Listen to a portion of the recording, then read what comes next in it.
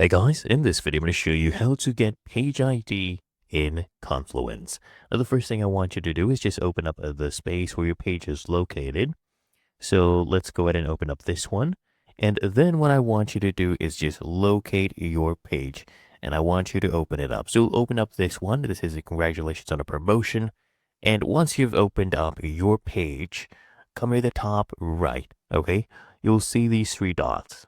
For more actions, I want you to click on this and you'll get this drop down.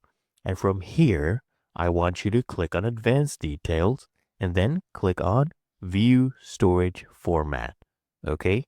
Then I want you to click on this. And right here in this URL, you'll see it says page ID equals to.